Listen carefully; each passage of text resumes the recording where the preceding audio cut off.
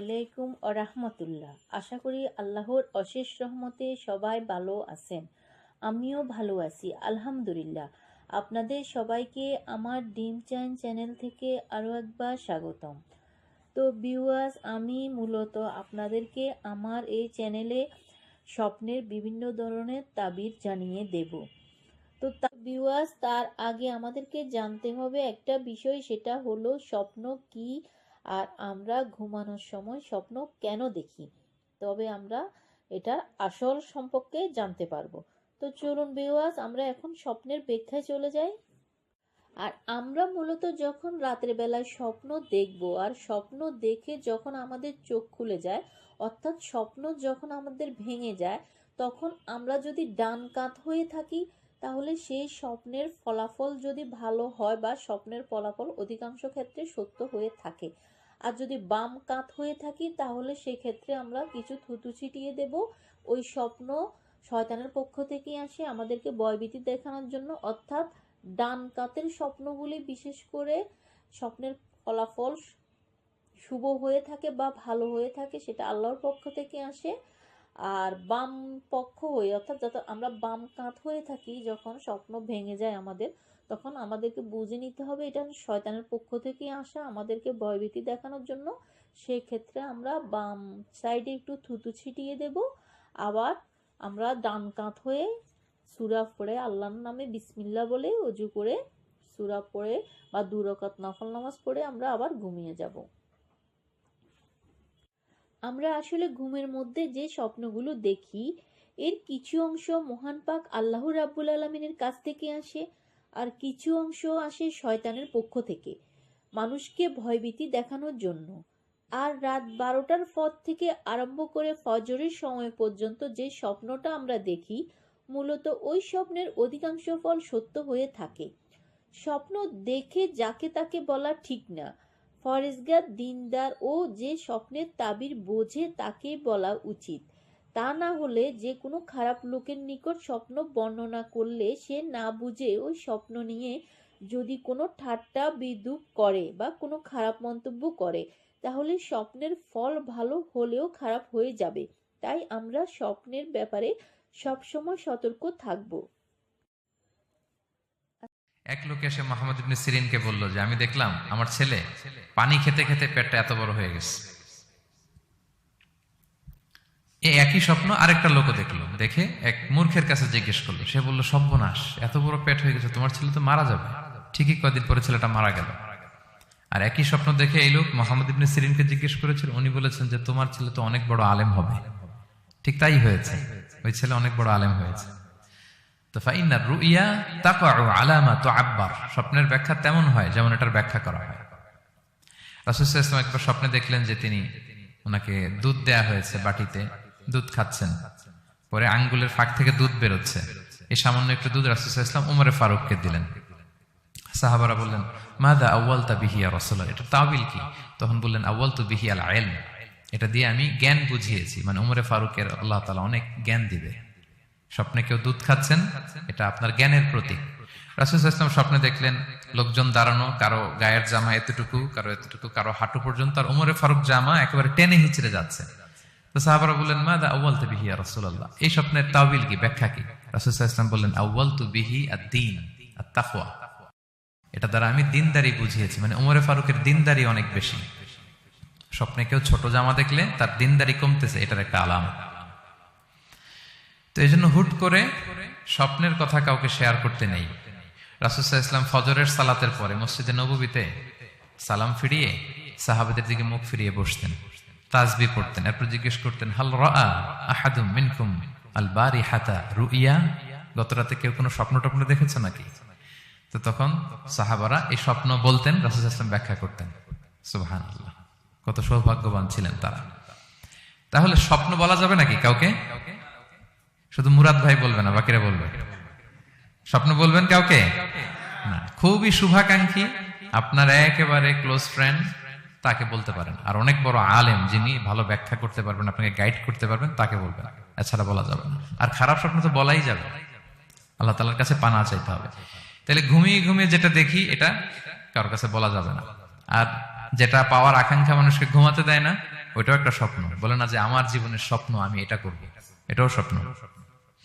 এই ভিশনও শেয়ার করা যাবে না কারোর সাথে। আপনারা তো ব্যবসায়ী মানুষ, টিপস শিখাই দেয় কিছু।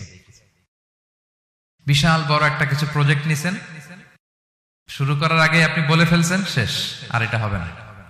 দেখবেন যে এখান থেকে কনস্পিরেসি, ওইখান থেকে শত্রুতা, ওইদিকে এটা করছে ওইটা করছে, আপনি আর আগাতেই পারবেন না। দুঃখজনক হলেও সত্য, আমরা বাংলাদেশিরা তো এগুলোতে অভ্যস্ত।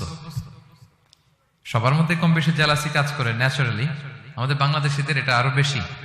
আমি আমার প্রায় আলোচনাতে বলি যে আমাদের জাতীয় খেলা হাডুডু হওয়ার কারণ হচ্ছে এই খেলার ধরনটাই এমন, একজন সামনে যেতে চায়, 10 জন পা ধরে পিছনে টানতে চায়। তো একটা গল্প শুনেছিলাম এরকম, যে এক লোক জাহান্নাম ভিজিট করতে গেছে। এক এক দেশের লোকদের জন্য এক এক জাহান্নাম, প্রত্যেক জাহান্নামের উপর একজন রক্ষী ফেরেশতা। তো দেখতেছে যে একটা জাহান্নামের আশেপাশে কোনো রক্ষী ফেরেশতা নেই। তো বললো যে সব জাহান্নামের উপরে রক্ষী ফেরেশতা যাতে বেরোতে না পারে কেউ, এই জাহান্নামের কোনো রক্ষী ফেরেশতা নাই কেন? এটা কোন দেশের? বলতেছে এটা বাংলাদেশের জাহান্নাম। কেউ যদি কোন রকম বের হইতে চায়, বাকিরা টেনে আবার ঢুকায় ফেলবে, বেরোয়া যাবে না এখান থেকে। তো এটা নাকি বাংলাদেশের জাহান্নাম। এটা জাস্ট একটা মজার ছলে গল্প করলাম আর কি। তা আপনি আপনার ভিশন শেয়ার করলে বিপদে পড়ে যাবেন। আপনি প্রপার হোমওয়ার্ক করবেন, গ্রাউন্ড ওয়ার্ক করবেন, কাউন্সিলিং করবেন, প্রজেক্ট দাঁড় করাবেন, লঞ্চিং প্রোগ্রামের দিন সবাইকে জানাবেন। সব রেডি, এবার আর কেউ কিছু করতে পারবেন, এটা দাঁড়ায় গেছে, সব রেডি আমার। লঞ্চিং জাস্ট একটা ফর্মালিটিস, তারপরে আমার কাজ শুরু হবে। কিন্তু আপনি আগেই যদি সবাইকে জানায় ফেলেন, হবে এটা? হবে না। এটা হচ্ছে 1 নম্বর লেসন, স্বপ্ন শেয়ার করতে নেই। এই লেসনটা কি ক্লিয়ার প্রিয় ভাই এবং বোনেরা? আচ্ছা, মুভিং অন, 2 নম্বরে চলে যাই। সূরা ইউসুফের 2 নম্বর লেসন হচ্ছে চরিত্র হচ্ছে মানব জীবনের সবচেয়ে দামি সম্পদ, আপনার ক্যারেক্টার। আমরা ছোটবেলায় পড়েছি না যে when money is lost, nothing is lost, health is lost, something is lost, character is lost, সব শেষ। এটা অনেক দামি সম্পদ। সো এই মোরাল স্ট্যান্ডার্ড বা আপনার এথিক্স, এটাতে কোনো কম্প্রোমাইজ করা যাবে না। চরিত্র শেষ তো সব শেষ। বিশেষ করে যুবক ভাইয়েরা, আপনারা অনেক যুবক আছেন এখানে দেখতে পাচ্ছি। এই চারিত্রিক উন্নত চরিত্র, এটা আল্লাহ তাআলার কাছে অত্যন্ত প্রিয়। এবং যারা চরিত্র হেফাজত করতে চায়, যে যুবক, আল্লাহ তাআলা তাদেরকে সাহায্য করা নিজের জন্য অবধারিত করেছেন, তাকে হেল্প করা, যে নিজের চরিত্র বাঁচাতে চায়। রাসূল সাল্লাল্লাহু আলাইহি ওয়াসাল্লাম বলেছেন, সালাসাতুন হাক্কুন আলাল্লাহি আউনুহুম, 3 শ্রেণীর ব্যক্তিকে সাহায্য করা আল্লাহ নিজের উপর আবশ্যক করেছেন। এর মধ্যে এক শ্রেণী হচ্ছে ওয়ান্নাকিহ আল্লাযী ইউরিদুল আফাফ, এমন যুবক যে বিয়ে করে নিজের চরিত্র হেফাজত করতে চায়। সেম গোস টু ফিমেল, নারীদের ক্ষেত্রে একই কথা। প্রত্যেকের ক্ষেত্রে, যুবক যুবতী প্রত্যেকের জন্যই তার চরিত্রটা তার জীবনের সবচাইতে দামি সম্পদ। এবং এটা হেফাজতের একমাত্র মাধ্যম হচ্ছে বিয়ে। বিয়ে হচ্ছে আমাদের চরিত্র হেফাজতের রক্ষা কবচ। এবং রাসূল সাল্লাল্লাহু আলাইহি ওয়াসাল্লাম যুবক যুবতীদেরকে উদ্দেশ্য করে বলেছেন যে ইয়া মা'আশারাশ শাবাব, হে যুবক যুবতীরা, মান ইসতাতা'a মিনকুমুল বাআতা ফালিয়াতাযাওয়াজ, তোমাদের যাদের সক্ষমতা আছে তোমরা বিয়ে করে ফেলো। টাইমলি ম্যারেজ আমরা সবসময় বলি, সময় মতো করতে হবে। ফাইন্নাহু আগাদ্দু লিল বাসার, বিয়ে করলে দৃষ্টি সংযত হয়। ওয়া আহসানু লিল ফারাজ, প্রাইভেটস এটা হেফাজতে থাকে, লজ্জাস্থান। ওমান লাম ইয়াস্তাতি', যদি কারো সক্ষমতা না থাকে, ফাআলাইহি বিস-সাওম, সে যেন রোজা পালন করে। ফাইন্নাহু লাহু বিজা, এটা তার জন্য ঢাল স্বরূপ।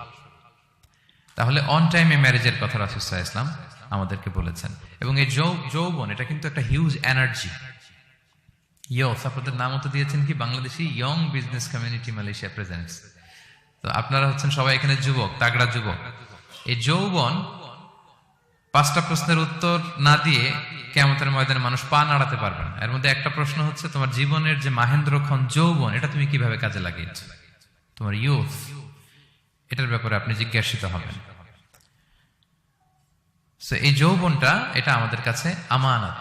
এজন্য রাসূল সাল্লাল্লাহু আলাইহি ওয়াসাল্লাম অসংলগ্ন দৃষ্টিপাত করতে আমাদেরকে নিষেধ করেছেন, দৃষ্টি যাতে আমরা হেফাজত করি। এবং তিনি বলেছেন 2টা অঙ্গের গ্যারান্টি যদি আমাকে কেউ দেয় যে এই 2 অঙ্গের পাপ কেউ করবে না, আমি নবী তাকে জান্নাতের গ্যারান্টি দেই। মাইয়াদমান লি মা বাইনা লিহিয়াইহি ওয়া মা বাইনা রিজলাইহি আদমান লাহুল জান্নাহ। 2 অঙ্গ কোনটা? 2 চোয়ালের মাঝখানে যেটা থাকে, মানে জিহ্বা। আর হচ্ছে দুই পায়ের মাঝখানে যেটা থাকে মানুষের প্রাইভেট, এই দুই অর্গান, দুই অঙ্গের পাপ যদি কেউ করবে না বলে আমি নবীকে গ্যারান্টি দেয়, আমি নবী তাকে জান্নাতের গ্যারান্টি দেয়। এই দুই অঙ্গ দিয়ে বেশি পাপ হয় মানুষের, খেয়াল করে দেখবেন বেশি পাপ হয়। তো এই জন্য ইসলাম বিবাহ বহির্ভূত সকল সম্পর্ককে হারাম করেছে, বিয়েকে হালাল করেছে। বিয়ের মধ্যে প্রশান্তি আছে, প্রাপ্তি আছে, দায়িত্বশীলতা আছে। অনেকে বলে যে আমি লিভ টুগেদার করবো, এখানে ইসলামের এত সমস্যা কেন? আমি আমার সূরা নূরের একটা লাইভ সিরিজ করতেছি, ওখানে বিস্তারিত বলেছি যে এখানে অনেক সমস্যা আছে। আপনি এই বাংলাদেশের পার্সপেক্টিভে যদি বলি, ঢাকা মেডিকেলের ডাস্টবিনে প্রায় নবজাতক বাচ্চা পাওয়া যায়, পত্রিকায় আসে, হয় জীবিত নয় মৃত। তো ওই যে বাচ্চাটা যে আপনি প্রাণ নষ্ট করলেন, এই অধিকার কি আমার আছে? নাই। কারো প্রাণ হরণের অধিকার তেমন নেই। আরে বাচ্চাটা যদি জীবিত থাকে, এবার তার লাইফটা দেখেন কিরকম, কত হ্যাসেল। তার কোনো হিস্ট্রি নাই, তার হিস্ট্রি ইজ মিসিং। তার বাবা নাই, তার মা নাই। আমাদের প্রত্যেকের বাবা মা আছে, আমাদের একটা জেনেটিক্যাল ইনহেরিটেন্স আছে। আমার 14 পুরুষের জেনেটিক্যাল অ্যাট্রিবিউটস নিয়ে আমি বড় হয়েছি, আমার হিস্ট্রি আছে, তার হিস্ট্রি মিসিং। আর ইসলাম লিনিয়েজ মানে বংশকে প্রিজার্ভ করাকে খুব গুরুত্ব দেয়, এটা জরুরি।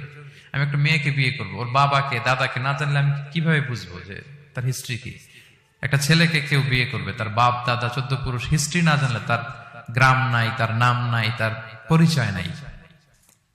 তো এই জন্য ব্যাপারটা যত সহজে আমরা বলি যে লিভ টুগেদার করলে অন্যের সমস্যা কি? মিউচুয়াল কনসেন্ট তো আছে, পারস্পরিক সম্মতির ভিত্তিতে রিলেশন হলে সমস্যা কোথায়?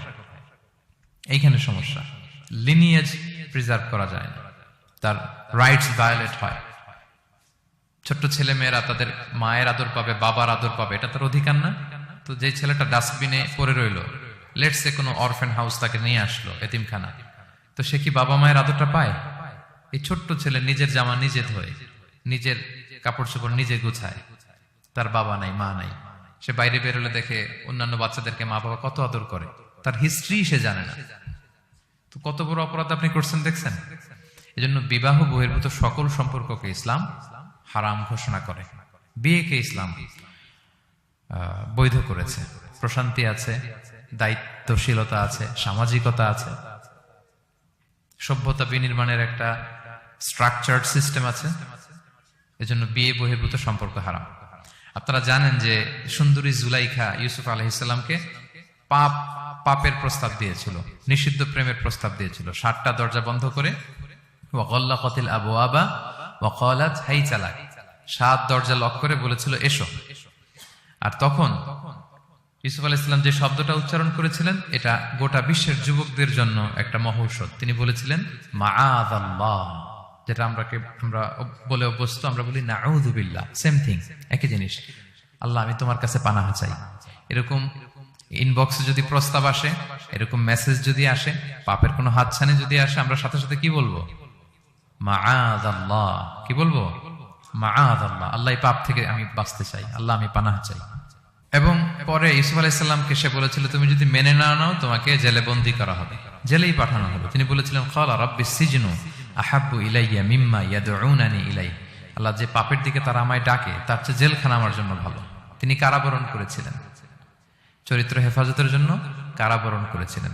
তো এই যে বিশুদ্ধ চিত্ত, এই যে চারিত্রিক দৃঢ়তার আর্কিটাইপ, এই ইউসুফ আলাইহিস সালামের এই গল্প গোটা বিশ্বের সকল নওজওয়ানদের জন্য এটা প্রেরণার বাতিঘর, এটা আমাদের জন্য লেসন।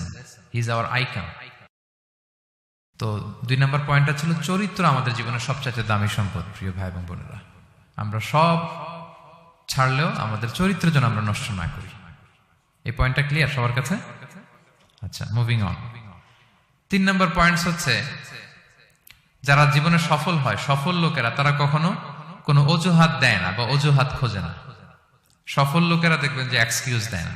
এক্সকিউজ আমাদের, এটা নাই, এটা হয় নাই, ওইটা হয় নাই, আমার ক্যাপিটাল নাই এজন্য ব্যবসা করতে পারি না, আমার মামা খালু নাই এজন্য চাকরি হয় না, দেশে এই সমস্যা এজন্য আমি দাঁড়াতে পারি না। এগুলো কাদের কথা বলেন তো? ব্যর্থদের কথা।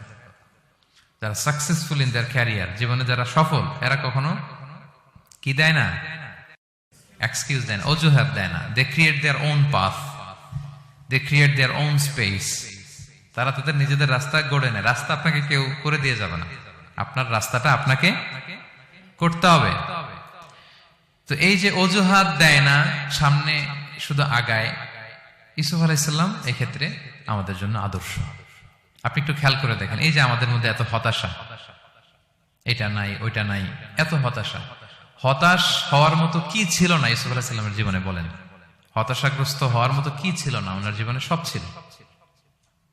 হতাশ হওয়ার জন্য, হাল ছেড়ে দেওয়ার জন্য যা যা দরকার সব ছিল। ছোটবেলায় ভাইদের ষড়যন্ত্র, ওনাকে পিটিয়ে মেরে আহত করে কুয়ার মধ্যে ফেলে দেওয়া হয়েছে, অন্ধকার কুয়া, ছোট্ট বাচ্চা।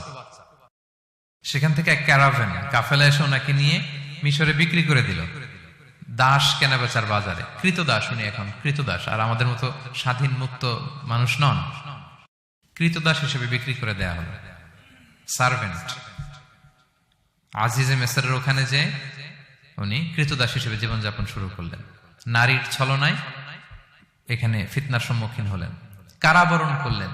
হতাশ হওয়ার মতো কি ছিল না? বলেন, সব ছিল। উনি তো হাল ছেড়ে দিলে, ইউসুফ আলাইহিসসালামের সবার আগে হাল ছেড়ে দেওয়ার কথা ছিল। কুয়ার মধ্যে যখন পড়ছে, খালাস, আমি শেষ, আমার তো জীবনে আর কোনো আলো নাই। দাস কেনাবেচার বাজার যখন বিক্রি, তখনই তো হাল ছেড়ে দেওয়ার মতো, আমার জীবন তো শেষ, মুক্ত জীবন তো আর নাই। জুলাইখা যখন অত্যাচার করতেছিল, তখনই হাল ছেড়ে দেওয়ার মতো ছিল। জেলখানায় মোর দেন আ ডেকেড, 12 বছর জেলখানায় ছিল, মানে মোর দেন 10 ইয়ার্স, 10 বছরের বেশি। তো তারপরেও তিনি কি করেন নাই? অজুহাত দেয় নাই, ধৈর্যের সাথে, সাহসিকতার সাথে একটার পর একটা পথ পরিক্রমা তিনি পাড়ি দিয়েছেন। এবং দেখেন যে উনি জেলখানার ভেতরে যে পুরো জেলখানার পরিবেশ চেঞ্জ করে ফেলছিলেন আল্লাহর নবী ইউসুফ আলাইহিস সালাম। জেলখানায় কারা যায় বলেন তো দেখি? চোর, ডাকাত, গুন্ডা, বদমাশ, তাই না? তো ওখানে যে উনি দেখলেন যে কারা কর্তৃপক্ষ এই গুন্ডা বদমাশদেরকে নিয়ন্ত্রণে রাখতে হিমশিম খাচ্ছে। আল্লাহ নবী ইউসুফ আলাইহিস সালাম ওনার চারিত্রিক মাধুর্যতা দিয়ে, ওনার পার্সোনালিটি দিয়ে, ওনার আচরণ দিয়ে, সবকিছু দিয়ে সবার মন জয় করে ফেলেন। কয়েক মাসের ব্যবধানে পুরো মিশরের জেলখানা ওনার নিয়ন্ত্রণে। সবার অসুস্থ যারা সেবা শুশ্রূষা করলেন, যাদের কাউন্সিলিং দরকার কাউন্সিলিং করতে লাগলেন। মাঝখানে আবার 2জন কয়েদি স্বপ্ন দেখলো, তারা দেখলো যে এখানে স্বপ্ন বলতে হলে ইউসুফকেই বলতে হবে। ইউসুফ আলাইহিস সালামের কাছে বললো, উনি সুন্দর স্বপ্নের ব্যাখ্যা করলেন। এরপর প্রপার একটা টাইমে দাওয়াতি কাজ শুরু করলেন। তার মানে আপনার রাস্তা যদি একটা বন্ধ হয়, আরো 10টা খোলা, ঠিক কিনা? একটা দরজা বন্ধ, আল্লাহ তাআলা আরো অনেকগুলো দরজা খুলে দিবেন। One door is closed, many doors are open, আরদুল্লাহি ওয়াসিআ। দাওয়াতি কাজ আপনি করতে চাইলে অনেক জায়গা খোলা আছে। এবং জেলখানা, কারাবরণ, কোনো কিছু দিয়ে আল্লাহ নবী ইউসুফ আলাইহিস সালামকে দমানো যায় না। দমানো গিয়েছে না। যেন সফলরা এগুলো বলেন, আমি তো কারাবরণ করছিলাম, আমি তো 10 বছর ছিলাম না, আমার তো এই সমস্যা।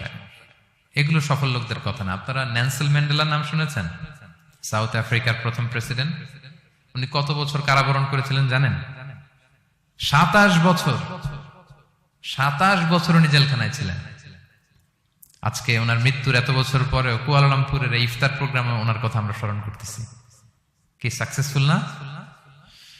অত দূরে যাওয়ার দরকার নেই। আমি যদি এই দেশের দিকে তাকাই, what about the honourable prime minister Anwar Ibrahim? কয় বছর? প্রায় 8 বছর। পরে রয়্যাল পার্ডনে সব মিলাই টিলে 8 বছরের মতো উনি কারাজীবন কাটিয়েছেন। তো সফল হতে কোনো সমস্যা হয়েছে? Now he is the prime minister of Malaysia. সুবহানাল্লাহ। মিশরে যখন আমরা ছিলাম, আমরা দেখেছি যে অনেক ইসলামিক মুভমেন্টের বড় বড় নেতৃবৃন্দ, কেউ 15 বছর, কেউ 20 বছর জেলখানায়, দমাতে পারেনি তাদেরকে। সো সফলদেরকে দমানো যায় না। এবং তারা এক্সকিউজ দেয় না, অজুহাত দেয় না, এটার কারণে পারি না, ওইটার কারণে পারি নাই। তারা নিজের রাস্তা নিজে তৈরি করে। এই লেসনটা আমরা পেলাম। 4 নাম্বার হচ্ছে, বিলিভার্স আর অলওয়েজ অপটিমিস্টিক। বিশ্বাসীরা সবসময় আশাবাদী হয়, অলওয়েজ অপটিমিস্টিক, হাল ছেড়ে দেয় না। মুমিন কখনো হতাশ হয় না, মুমিন কখনো হাল ছেড়ে দেয় না। মুমিন ভরসা রাখে একজনের উপর, তিনি কে? আল্লাহ তাআলার উপর। সবসময় বিশ্বাসীরা তারা ভরসা রাখে। এবং সূরা ইউসুফে এটা শিক্ষা আমরা পাই। ইয়াকুব আলাইহিস সালাম ওনার ছেলেদেরকে বলেছিলেন যে লা তাইয়াসু মির রাউহিল্লাহ ইন্নাহু লা ইয়াইয়াসু মির রাউহিল্লাহি ইল্লাল কওমুল কাফিরুন। তোমরা আল্লাহর রহম থেকে নিরাশ হও না। আল্লাহর রহম থেকে নিরাশ হবে না। আল্লাহর রহম থেকে তারাই নিরাশ হয় যারা অবিশ্বাসী, যারা কাফির। হাল ছেড়ে দেওয়া যাবে না প্রিয় ভাইরা। এবং উনি প্রথমে ওনার ছেলে ইউসুফকে হারালেন, তারপরে বানিয়ামিনকে হারালেন, এরপর অন্যান্য ছেলেরা মিশরে চলে গেল শস্য আনার জন্য। তারপরে উনি আশা ছাড়েন, উনি বলেছেন ফাসাবরুন জামিল, যে কোনো পরিস্থিতিতে আমি ধৈর্য ধারণ করছি। আসাল্লাহু আইয়া আতিয়ানি বিহিম জামিআ, এবং আমি আশাবাদী যে আল্লাহ সবাইকে আমার কাছে ফিরিয়ে দিবেন একদিন। সবাই ওনারা পাগল বলতো, কি বলেন আপনি, বয়সের ভারে নুজ্জ হয়ে আপনি পাগলের মতো বলতেছেন ইউসুফ ইউসুফ ইউসুফ। কোথায় সে ইউসুফ? ওকে তো নেকড়ে খেয়ে ফেলেছে। কারণ ইউসুফের ভাইয়ের একটা গল্প সাজিয়েছিল, সন্ধ্যাবেলা এসে বলেছিল, বাবা আমরা তো খুব যত্নবান ছিলাম, কিন্তু নেকড়ে বাঘ তো খেয়ে ফেলেছে ইউসুফকে। তো উনি ইউসুফ আলাইহিস সালামের জামাটা হাতে নিলেন, হাতে নিয়ে দেখে ওরা আবার একটা বকরি জবাই করে একটা রক্ত মাখায় নিয়ে আসছিল জামাতে। তো উনি বললেন যে ইউসুফকে কোন নেকড়ে খেলো যে ইউসুফকে খেয়ে ছিন্ন বিচ্ছিন্ন করে ফেললো, আমার ইউসুফের জামার মধ্যে তো কোনো আঁচল লাগলো না, জামার তো ডানে বায়ে কোথাও ছিঁড়া দেখতে পাচ্ছি না, শুধু রক্ত। এ কেমন নেকড়ে বাঘ, ইউসুফকে খেয়ে ফেললো কিন্তু ইউসুফের জামা ছিঁড়ল না। আপনারা জানেন যে জুলাইখা যখন ইউসুফ আলাইহিস সালামকে জোর করে পেতে যাচ্ছিল, আল্লাহ নবী ইউসুফ আলাইহিস সালাম চরিত্র বাঁচানোর জন্য দৌড় দিলেন ইলা নাহিয়াতিল বাব, দরজার দিকে, আর আল্লাহ তাআলা দরজা খুলে দিতে লাগলেন। সপ্তম দরজার সামনে এসে জুলাইখা ইউসুফ আলাইহিস সালামকে পেছন থেকে ধরে ফেললেন। ধরে যখন টান দিলেন, পিছনে জামা ছিঁড়ে গেল। তো সামান্যই জোরাজোরিতে জামা ছিঁড়ে যায়, আর একটা নেকড়ে একটা মানুষকে চিড়ে কুটে খাবে, তার জামা ছিঁড়বে না? ছিঁড়বে। ওই জামা দেখেই উনি আন্দাজ করে ফেলছেন যে এটা মিথ্যা কথা, আমার ইউসুফকে নেকড়ে বাঘ খায়নি। এই যে অপরাধীরা যখন অপরাধ করে, তারা সব আলামত মুছতে পারলো, একটা আলামত বাকি থেকে যায়। কোনো না কোনো আলামত থাকবে যেটা রেশ ধরে সিআইডিরা, ক্রিমিনাল ইনভেস্টিগেশন ডিপার্টমেন্টের লোকেরা, তারা অপরাধীকে শনাক্ত করে ফেলে।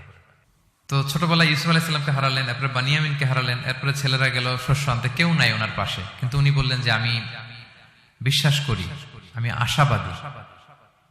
উনি বলেছিলেন আমি আশাবাদী যে আল্লাহ তাআলা সবাইকে একদিন আমার কাছে ফিরিয়ে দেবেন, এবং তাই হয়েছে। সবাইকে আল্লাহ তাআলা ওনার কাছে এনে দিয়েছিলেন, এবং ওনারা সবাই মিশরে চলে গিয়েছিলেন। এক মহা পুনর্মিলন হয়েছিল পিতা পুত্রের সেদিন, দীর্ঘ প্রায় 30-40 বছর পর। তো এই জন্য আমরা সবসময় আশাবাদী থাকবো, optimistic, never be pessimistic, try to B optimistic always. সবসময় আপনি আশাবাদী হবেন। রাসূল সাল্লাল্লাহু আলাইহি ওয়াসাল্লাম সবসময় আশাবাদী থাকতেন। যে কোনো একটা দিকে নেগেটিভিটি থাকবে, পজিটিভিটি থাকবে, আপনি কোনটা নেবেন?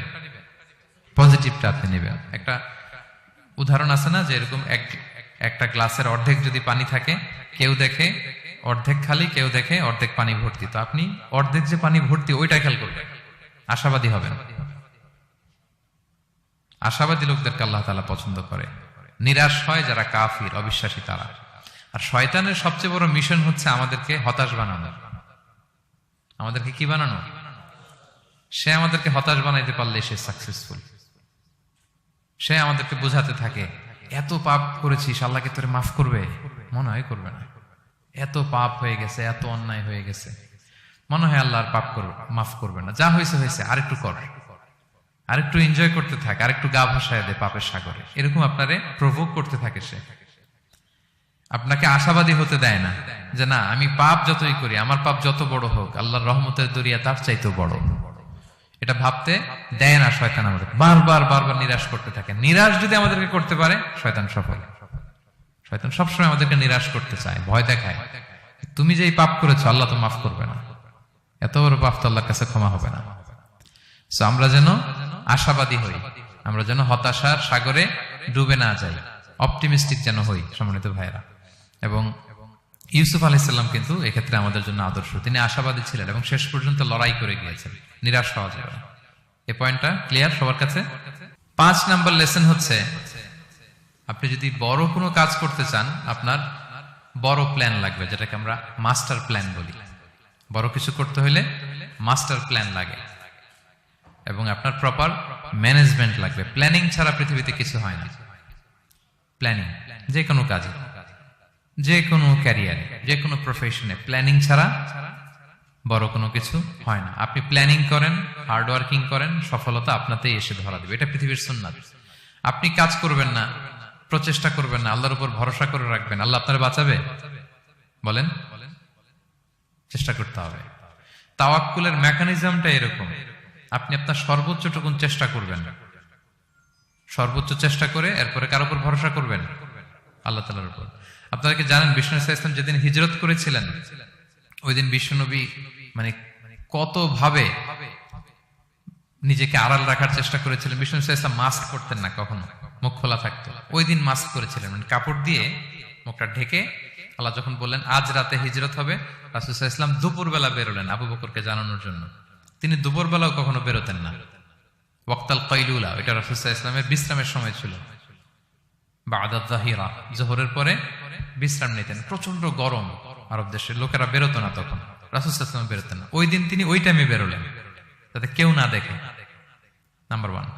নাম্বার 2, উনি সবসময় খোলা মুখে বেরোন, ওই দিন তিনি মুখ ঢেকে বেরোলেন যাতে দূর থেকে কেউ দেখলেও একটা গ্ল্যান্সের টের না পায় এটা মুহাম্মদ। আচ্ছা, নাম্বার 3, আবু বকর রাদিয়াল্লাহু তাআলার কাছে যেয়ে বলেন, আবু বকর যারা ঘরে আছে একটু বের করো, খুব কনফিডেন্সিয়াল একটা কথা। আবু বকর বললেন, ইয়া রাসূলুল্লাহ, এটা তো আপনার পরিবার, মানে বিয়ে হয়ে গেছে অলরেডি আয়েশা রাদিয়াল্লাহু তাআলার সাথে, এখনো সংসার হয়নি, তো আপনার পরিবার, তারপর আসমা, এরা বলছে আচ্ছা তাহলে ঠিক আছে। আবু বকর বললেন, ইয়া রাসূলুল্লাহ বলেন। আল্লাহ রাসূল বললেন, আল্লাইলা, সংক্ষেপে, মেসেজ কিন্তু সংক্ষেপে দিতে হয়। বললেন আল্লাইলা, আজ রাতে। তখন বললেন যে রাসূল আমি কি সাথে থাকবো? হ্যাঁ, সাথে থাকবে তুমি। তো আগে ইঙ্গিত পেয়ে অনেক আগেই একটা উটকে আবু বকর রাদিয়াল্লাহু তাআলা আনহু ঘাস খাওয়াচ্ছিলেন, পানি খাওয়াচ্ছিলেন, নাদুস নুদুস করছিলেন। তো ওই রাতেই বের হয়ে গেলেন। এবার আবু বকর রাদিয়াল্লাহু তাআলা আনহু কতটুকু প্ল্যান করলেন দেখেন।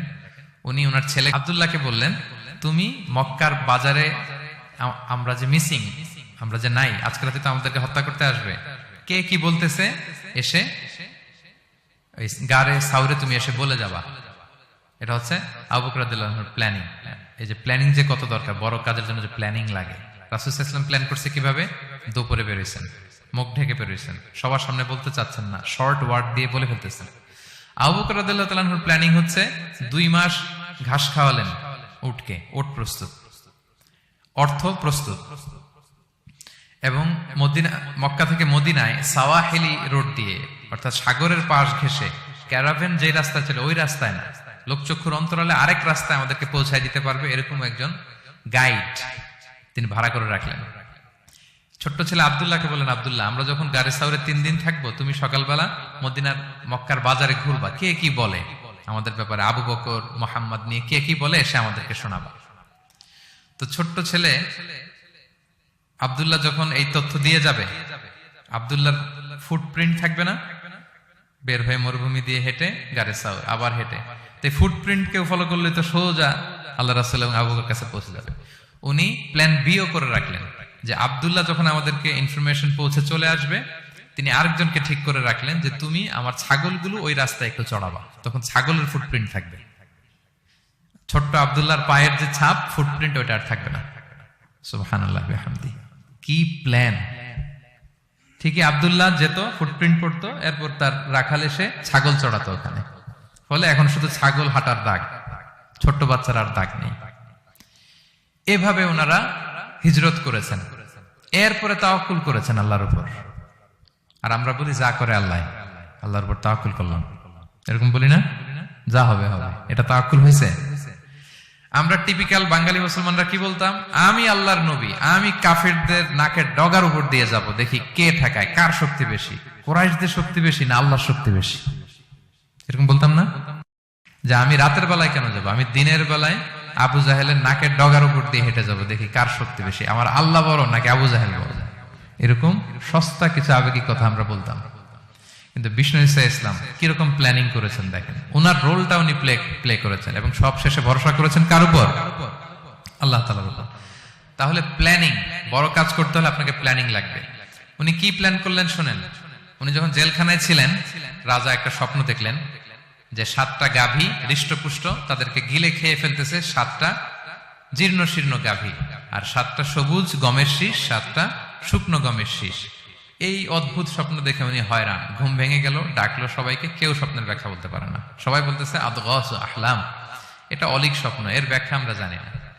তখন একজন বলল, রাজার যে সাকিল মালিক, সে বলল একজন আছে জেলখানায় আমার সাথে পরিচয় হয়েছিল, তার নাম ইউসুফ, ও পারবে। ইউসুফ আলাইহিসসালামকে বলা হলো, ইউসুফ আলাইহিসসালাম ব্যাখ্যা দিলেন, 15 বছরের মাস্টার প্ল্যান জানাই দিলেন রাজাকে। কয় বছরের? উনি বললেন যে প্রথম 7 বছর কি করবা? ক্বালা তাজরাউনা সাবআ সিনিনা দাআবা। প্রথম 7 বছর উনি বললেন যে একটা দুর্ভিক্ষ আসছে, ভয়ঙ্কর দুর্ভিক্ষ, ড্রট। এই দুর্ভিক্ষের কারণে গোটা বিশ্বে খাদ্য সংকট দেখা দিবে। নেক্সট 7 ইয়ার্স মিশরের সব জায়গায় কাল্টিভেটেড ল্যান্ড যেগুলো আছে চাষ করতে হবে ইচ্ছে মতো। এই 7 বছর চাষ করতে হবে, খেতে হবে কম, জমায় রাখতে হবে বেশি। এরপরে 7 বছরে কোনো বৃষ্টি হবে না, মারাত্মক দুর্ভিক্ষ, মাটি ফেটে চৌচির, পানি নাই কোথাও। ওই জমিয়ে রাখা প্রথম 7 বছরের খাবার দিয়ে পরের 7 বছর আপনাদেরকে ট্যাকেল দিতে হবে। এরপরে 7-7-14 শেষে 15তম বছরে প্রচন্ড বৃষ্টি হবে, সুজলা সুফলা শস্য শ্যামলা হয়ে যাবে মিশরের অলি গলি সবকিছু। তাহলে প্ল্যান করলেন, মাস্টার প্ল্যান করলেন কয় বছরের? 15 বছর। রাজা শুনে তো অবাক, বলতেছে সর্বনাশ, এই লোক কোথায় ছিল? নিয়ে আসতে চাইলেন, উনি বললেন না, আমি বেরোবো না, আমাকে মিথ্যা অপবাদ দিয়ে কারাবরণ দেওয়া হয়েছিল, আগে ওটা সেটেল করেন। ওটা সেটেল করা হলো, গোটা মিশরবাসী জানলো, বিনা অপরাধে কারাবরণ। এরপর উনি বেরোয় আসলেন। সাথে সাথে রাজা বলল, আপনাকে আমি আমার একেবারে কাছের লোক, ব্যক্তিগত সহকারী বানাবো। উনি বললেন না, ইন্নী হাফিজুন আমিন, আমি হচ্ছি হাফিজ, যে কোনো জিনিস ভালো প্রিজার্ভ করতে পারি। এই যে আলনি আলা খাজাইনিল আরদ, আপনি আমাকে ফিনান্স মিনিস্টার বানান। তার মানে অনেক সময় নিজের ঢোল নিজের পেটাতে হয়। যখন দেখবেন যে না, আশেপাশে যেগুলো আছে এগুলো সব হচ্ছে বোকা শোকা, এরা দায়িত্ব নিলে শেষ করে ফেলবে, ওই ক্ষেত্রে নিজের ঢোল নিজে পেটানো জায়েজ। তো ইউসুফ আলাইহিস সালাম দেখলেন যে আমি যদি এটার রেসপন্সিবিলিটি নেই, তাহলে এই মাস্টার প্ল্যান আমি বাস্তবায়ন করতে পারবো। উনি বললেন, আমাকে ফিনান্স মিনিস্টার অফ ইজিপ্ট বানান, অর্থ মন্ত্রণালয়ের দায়িত্ব দেন। দেয়া হলো ওনাকে, এবং রাজাও দেরি করলেন না, মুহূর্তের মধ্যে ফিনান্স মিনিস্টারের দায়িত্ব দিয়ে দিলেন। এটাকে বলে ম্যারিটোক্রেসি। ইংরেজিতে কি বলে? ম্যারিটোক্রেসি, মানে পদ দেয়া হবে মেরিটের ভিত্তিতে। সিঙ্গাপুরের 3টা বা 4টা ন্যাশনাল পলিসির মধ্যে একটা হচ্ছে ম্যারিটোক্রেসি। তারা এত আগায় যায় কেন? ছোট্ট সিঙ্গাপুর আগায় যাচ্ছে এত। তারা ওই জহুর বারু থেকে পানি নিয়ে ওইটারে প্রসেসিং করে ড্রিঙ্কিং ওয়াটার বানায়, আবার জহুর বারুর কাছে ড্রিঙ্কিং ওয়াটারের বোতল বিক্রি করে। কিন্তু পানি নিয়েছিল কোত্থেকে? জহুর বারু থেকে। জহুর বারু থেকে নিয়ে রিফাইন করে মিনারেল ওয়াটার এবং ড্রিঙ্কিং ওয়াটার 2 ধরনের বোতলজাত করে ওদের কাছে 3 ডবল দামে বিক্রি করে। This is called merit. আর সিঙ্গাপুরের রাষ্ট্রীয় পলিসির মধ্যে একটা হচ্ছে ম্যারিটোক্রেসি, মানে মেরিটের ভিত্তিতে পদ পাবে। এখানে চাচা মামা খালুর ফোন কলে কাজ হবে না, এখানে দলীয় কোনো কিছুর কাজ হবে না। এজন্য এরা হু হু করে আগাচ্ছে শুধু সামনের দিকে। এই ম্যারিটোক্রেসির ফর্মুলা ফলো করেছিলেন দ্য কিং অফ ইজিপ্ট। তিনি দেখলেন যে এক কারাগারে ছিল, কয়েদি ছিল, that's not a big deal. সে যে মাস্টার প্ল্যান দিছে, আমার ইজিপ্টকে বাঁচাতে হলে একে লাগবে আমার, মুহূর্তের মধ্যে ফিনান্স মিনিস্টার। অবাক করা কাহিনী, 12 বছর জেল খাটা লোক বেরোয় finance minister. This is called meritocracy. তারপর আল্লাহ নবী ইউসুফ আলাইহিস সালাম এভাবে বাস্তবায়ন করলেন। তো এই জন্য আমাদেরকে বড় প্ল্যানিং করতে হবে এবং রিসোর্স ম্যানেজমেন্ট জানতে হবে। আমার অনেক কিছু আছে, কিন্তু আমি এটাকে ম্যানেজ করতে জানি না, আপনি সফল হতে পারবেন না। আপনার অ্যাসেট আছে, টাকা আছে, নলেজ আছে, কিন্তু আপনি ম্যানেজ করতে জানেন না। আপনার ম্যানেজমেন্ট না থাকলে সফলতা আসবে না, বিশেষ করে যখন এটা গভর্নমেন্ট রিসোর্সের ব্যাপার আসে। গভর্নমেন্ট রিসোর্সকে এটা চমৎকার ভাবে ম্যানেজ করতে হয়। আপনারা কি জানেন পৃথিবীতে ডেইরি প্রোডাক্টের জন্য কোন দেশ সবচেয়ে বিখ্যাত? ডেইরি, হ্যাঁ, নিউজিল্যান্ড। আর এখানে অস্ট্রেলিয়া। এখানে ডাচ লেডি একটা দুধ আছে, খান আপনারা? ডাচ লেডি কোন দেশের? নেদারল্যান্ডের বা হল্যান্ডের। হল্যান্ডে যেই পরিমাণে গরু আছে, ইথিওপিয়াতে তার 5 গুণ বেশি গরু আছে। আফ্রিকান একটা কান্ট্রি আছে ইথিওপিয়া, হল্যান্ডের 5 গুণ বেশি গরু তাদের দেশে। কিন্তু পৃথিবীতে ডেইরি ফ্যাক্টরিতে হল্যান্ড আগানো ইথিওপিয়ার চেয়ে 10 গুণ বেশি আগানো।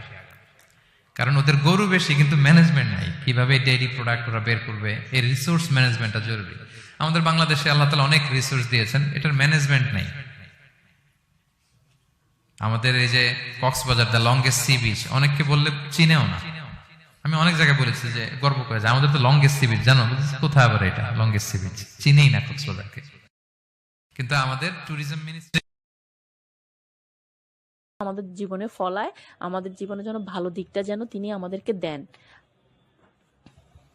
তো ভিউয়ার্স, স্বপ্নের বিষয়ে আরো বিভিন্ন ধরনের ভিডিও আমার চ্যানেলে দেওয়া আছে। যদি আপনাদের দেখার ইচ্ছে হয় আমার চ্যানেলটিতে ঢুকে সব ধরনের ভিডিও দেখে নিতে পারেন। আর যারা আমার চ্যানেলে নতুন, আমার চ্যানেলটি এখনো সাবস্ক্রাইব করেন না, প্লিজ আমার চ্যানেলটি সাবস্ক্রাইব করে দিবেন, পাশে থাকা ঘন্টা বাজিয়ে দিবেন, যেন আমার নতুন ভিডিও দেওয়া মাত্রই আপনারা পেয়ে যান। আর যারা আমার পুরাতন ভিউয়ার্স আমার চ্যানেলটি সাবস্ক্রাইব করেছেন তাদেরকে অসংখ্য ধন্যবাদ ভিউয়ার্স। তো ভিউয়ার্স, আপনাদের মাঝে আবারও নতুন করে ফিরে আসবো কোনো দোয়া বা স্বপ্নের ভিডিও ব্যাখ্যা নিয়ে। সেই পর্যন্ত আপনাদের ভালো থাকা সুস্থ থাকা কামনা করে ড্রিম চাইন থেকে আজকের মতো এখানেই বিদায় নিলাম।